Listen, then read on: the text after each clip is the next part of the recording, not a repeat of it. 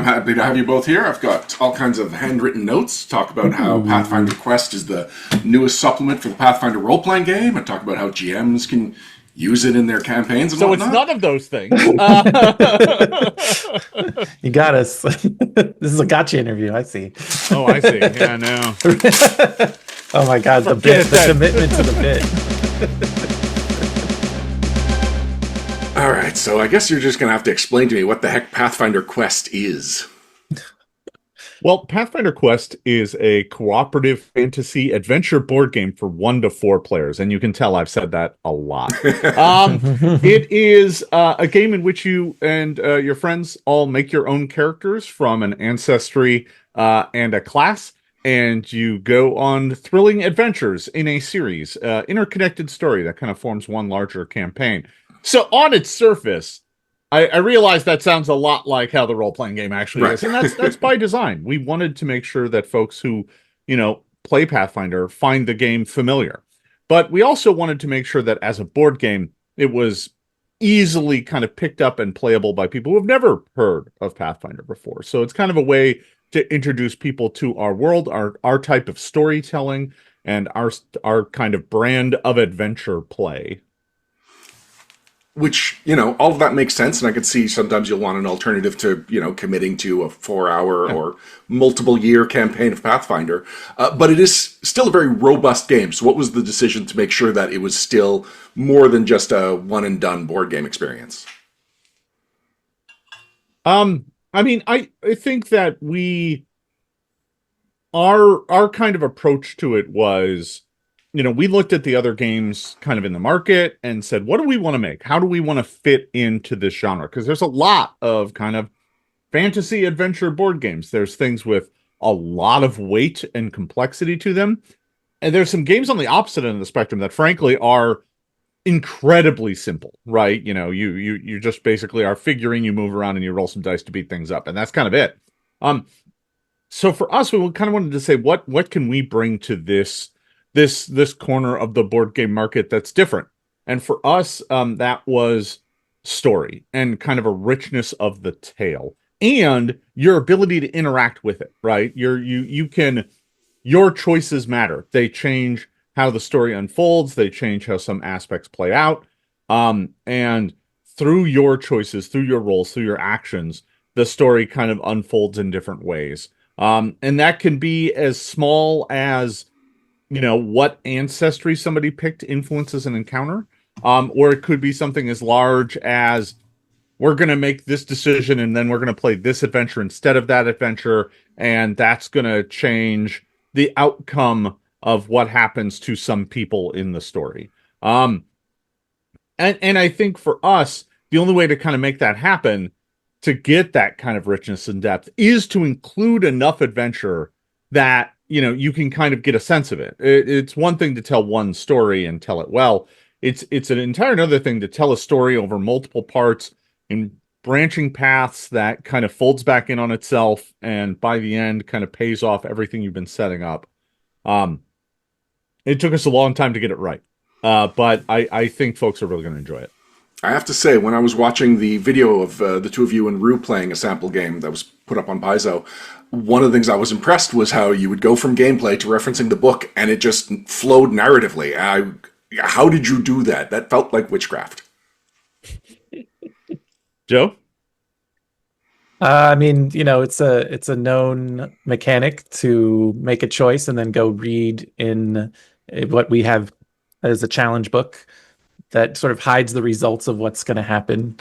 I think, deciding what to hide in there and let me start over a little bit. So a lot of games you play where you have choices, sometimes they're kind of random. You might be asked to help somebody on the side of a road, and if you're heroes and you say, yeah, of course we're going to help them, there's like a 50-50 shot that they're going to turn around and stab you in the back. And for us, we wanted to have things be a little more heroic and more predictable while also still having a lot of surprises. So we're going to give you context and stuff in when you're making choices. Like, we'll tell you a little bit. There's someone at the side of the road and they need help. You're never going to get stabbed in the back probably, but you will spend time. Time is a resource in this game, and that's something where you might spend a little time now to help somebody else out, but that might cost you in the long run in a different way. Or if your party is not the kind to waste time helping a random stranger, then you'll probably get you'll save some time later on.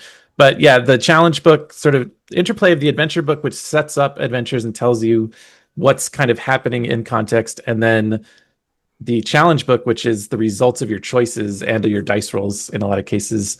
That's where the magic happens, I think, mostly.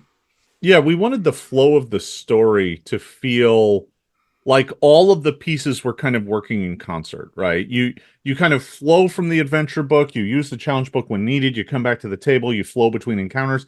All the information is there for you. And we just felt like that was a cleaner overall approach for people at the table, in that it everything's kind of written to work with you once you've made your choices, once you've made your decisions. So it all just kind of flows naturally. There's never any like, well, let's look this up on a table, and so it's all kind of right there for you. So some of that's just building the ease of play into the game structure itself. It's why the challenge book and the adventure book and whatnot are so big, because so much of that material is just kind of laid out for you. Now, Joe, you said something that I want to thank you because it inspired a G.I. Joe-related anecdote. But this is a G.I. Joe Find Your Fate, which is basically an off-brand choose-your-own-adventure. And at one point, I am asked whether I trust somebody or not. And if I trust them, they are Zartan, the Master of Disguise. And if I don't trust them, they were an innocent scientist. And I still hold it against this book for cheating. That makes me upset.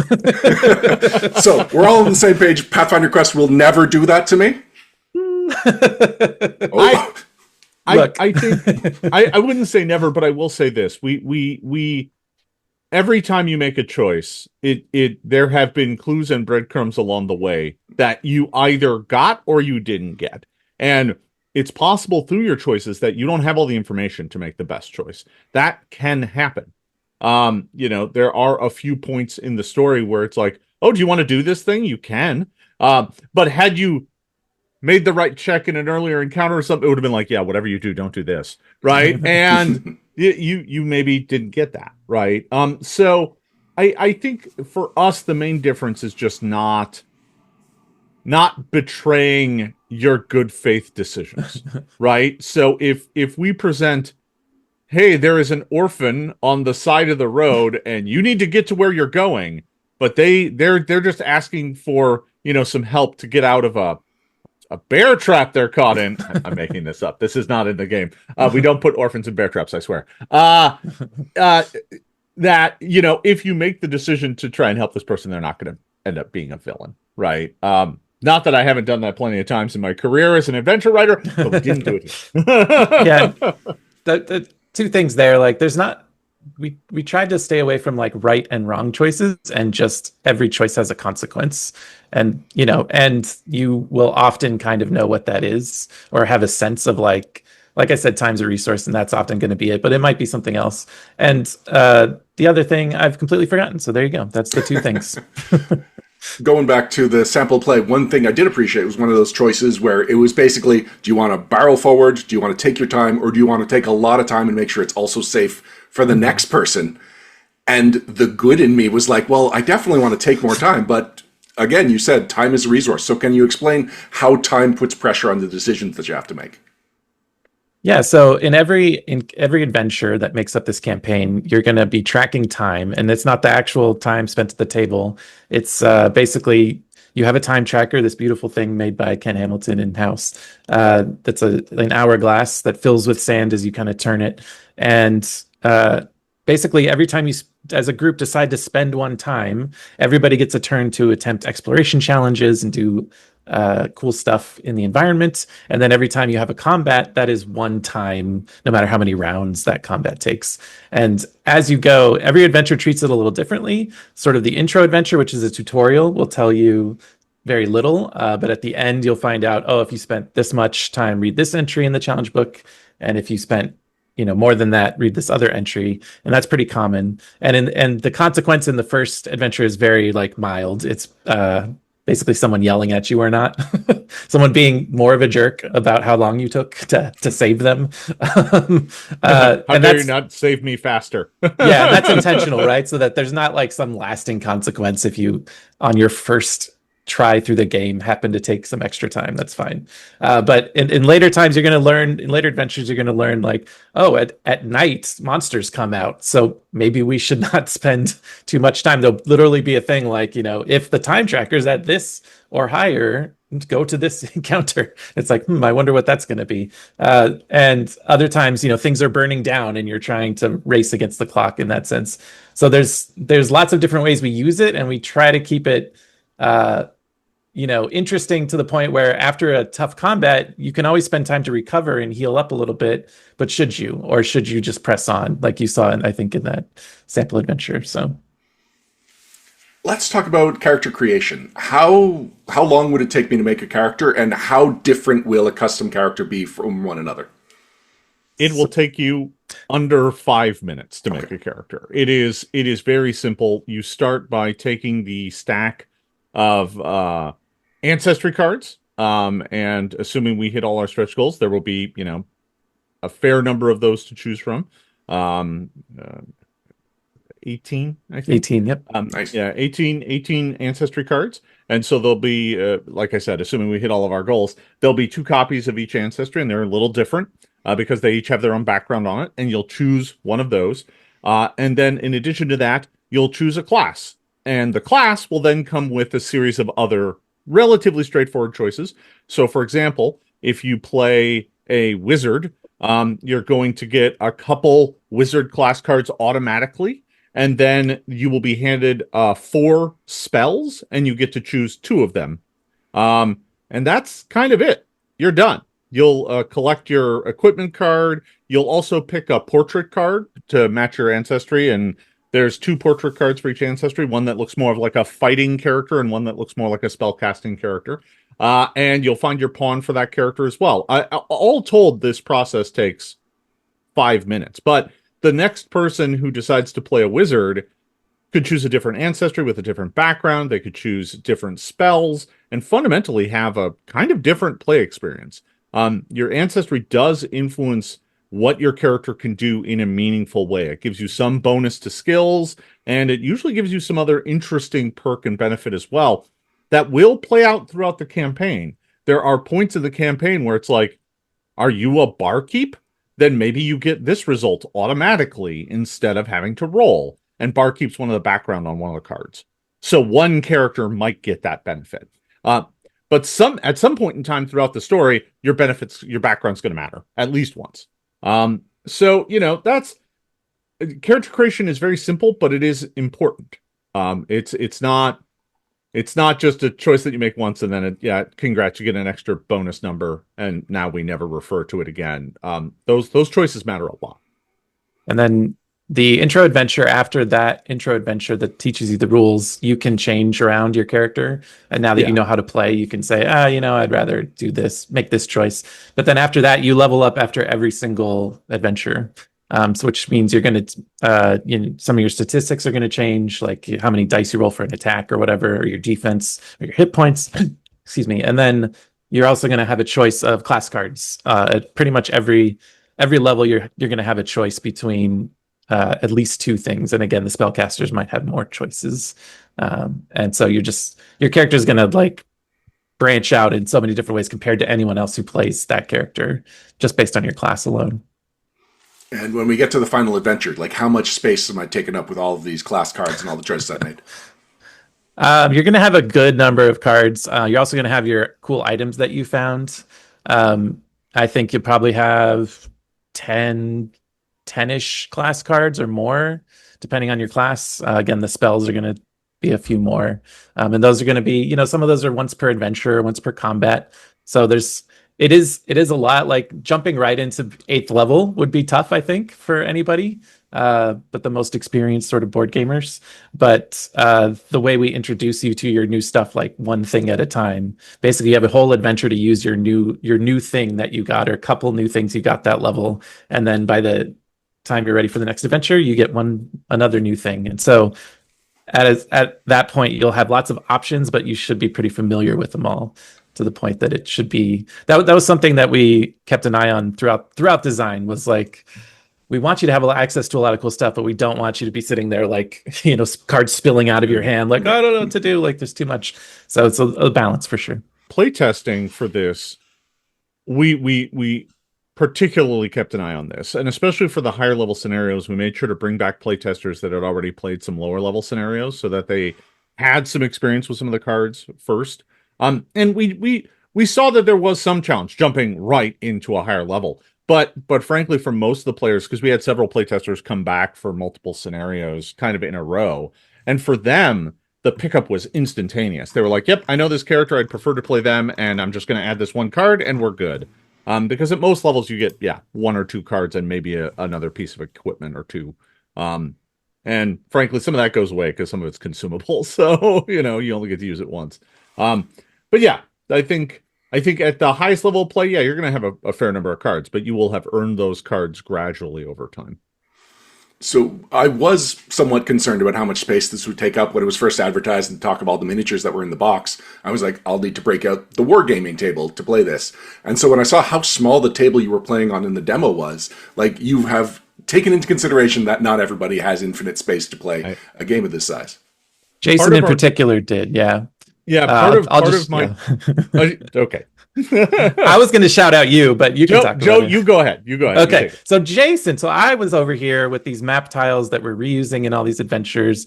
They're double-sided. There's 17 of them. And I'm just like making these sprawling, like, linear sometimes, non-linear other times maps. And Jason was like, people have to play this on a real table, like in real life. So let me just tweak some of these. And he made sure that they all fit in a nice, tidy footprint that leaves you plenty of room for your, for your class card and your your level card and your ancestry card and all that stuff for all the 4 players, while still maintaining an interesting layout for the map. So good job, Jason. Sorry to step on you 6 times while you were trying to explain that you did that.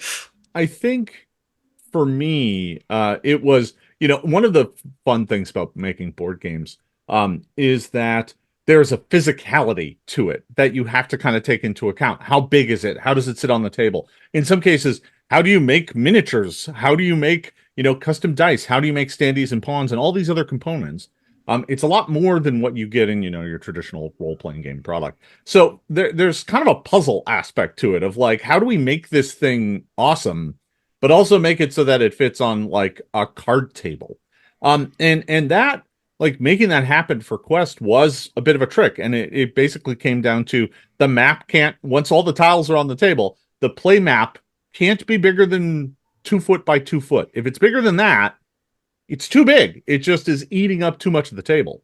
It's hard to see a way that players can get their stuff on the table with it and still be able to have, at least a spot for a coaster and a beverage. That's important. I think we don't want everyone so far away that they're not, interacting and enjoying the game together. Now, one thing that struck me about this game is just how hyped Paizo seems to be for it. Like, you put out a lot of products, but this one stands out as something that the whole company seems to be getting behind. So what is it about Pathfinder Quest that has Paizo so excited? Well, I think for us, right, we've been, Joe and I have been working on board and card games now for a few years. And getting kind of a board and card game line built up inside a company like Paizo is a bit of a trick, right? It's a company that's designed to make role-playing game products. And for us, we've been trying to learn the process, figure out how to make these things, how to best market them, how to best bring them together. And when we looked at our initial schedule, we kind of said, okay, there's a bunch of games we want to do. We've got good ideas for them. We think they're going to be fun. Elemental Stones was a blast to put together, relatively straightforward. The Starfinder Infinity deck, was an entirely different kind of challenge, creating multiple different kinds of card games to fit within one box, all themed to Starfinder. We started working on a game called Monster Match, which is just about to come out, which involves dating monsters. All these games we kind of looked at them and said, these are great. These are fun games. We think people are going to like them. But in the back of our head, we always kind of knew we wanted to take a big shot. And a big shot means probably a big box with a lot of pieces in it. So Pathfinder Quest was one of the earliest things we pitched, but it took the longest to make. We've been working on this game for like 2 years. And, just looking at the size of it, the scope of it, and Joe and I spent a good solid year just tinkering with the core engine and figuring out how the stories worked and kind of figuring out how the game worked. So when it came time to show the rest of the staff kind of what we had been cooking on, I'll admit, at first there was a whole lot of, wait, what is this? And then as the pieces started coming together, it changed from, wait, can I play more of this? And it's a fun journey to take. I've been with Paizo for a long time, and I've made a lot of kind of the big long-term projects I've been behind. And there's always this gradual understanding and awakening within the company of what you've been cooking on and what's coming together. And it's always really fun to see everybody else kind of hop on board and realize what we've been trying to pull together for a long time now. So that fevered pace just ramped up through the roof here in the past several months as we got to like the final finished components, because this game is done, right? It's finished. It's actually already at the printer. And everybody internally getting a chance to see it, getting it out to influencers, getting it out to people to do video shoots of it, and building demo copies of it. Folks could actually see what the finished product was before we even sold it, which is pretty unusual at Paizo. Normally, when we see it is the same time all of you see it, at least in its finished form. But not so with Pathfinder Quest. We did everything early because we wanted to be able to showcase it for the crowdfunding campaign. So the hype internal, it's real, right? They're excited about it because they've seen the real thing. They've gotten to play with the finished game. They've gotten to experience it firsthand. And that's just a different experience for us, right? That's a kind of step apart from anything we've ever done in the past. So I think internally, frankly, folks are just excited to play a fun fantasy board game. And we're excited to finally kind of get it out there. This has been kind of the longest project on the Paizo Games docket. And it's exciting to see it have such success. Yeah.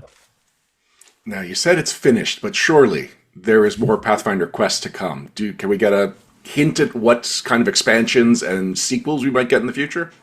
I think, when we walked into this as a campaign, we kind of said, we're going to design everything that's part of the crowdfunding campaign in advance. We're going to have all that stuff done so that the game can be at the printer and we can have this thing out as quickly as possible. And at the same time, we said, and if it's a success, we're going to do more. What more? We don't know yet. Kind of depends on the level of success that we get, right? Because the crowdfunding campaign, we're doing it so that we make sure we print enough. This is a big game. It's an expensive game. We don't want to print too many. We definitely don't want to print too few. So we don't want to, we don't want a warehouse full of these, but we also don't want a bunch of fans who don't get a chance to play it. So I think, the size of the crowdfunding campaign, the number of backers, the hype and enthusiasm, the response to, it as it comes out is really going to dictate to us where we take this game next. I will say this.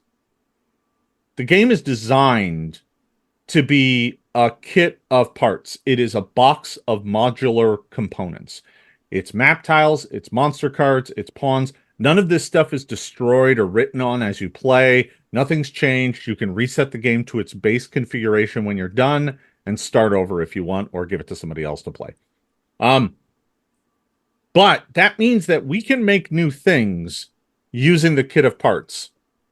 We could release, say, a PDF adventure that is a new adventure. It wouldn't necessarily fit with the 8 that are in the box because that's a contained story, but it could be a standalone thing that uses the parts in the box to play a different story, right? We could do that. We can also release smaller expansions that include a small story, maybe a new character class or two, a bunch of new monsters. Those sorts of things are very possible with Pathfinder Quest. So I think where we go with this depends entirely upon all of you. It depends on how successful this crowdfunding campaign is, what kind of hunger we see for more. I can tell you this, Joe and I are excited to make more of this game, using this engine, playing in this world. There's so much more we could do, but really it's going to come down entirely to how much folks want it. Well, at this point, and we are recording this way in advance, so at the time of recording, you're up to almost $500,000, and yeah, as when it's released, I'll put up a little graphic right here saying just what you're at. So, wow. Congratulations already on the great success, and thank you so much for talking to us about Pathfinder Quest. Happy to be here. Thank you for joining me for another installment of No Direction. If you liked what you saw, like the video. If you really liked what you saw, subscribe. And if you really, really liked what you saw, you can go to patreon.com/No Direction and support us, financially. Until next time, I'm Ryan Costello, and if you want to find the path, you need no direction.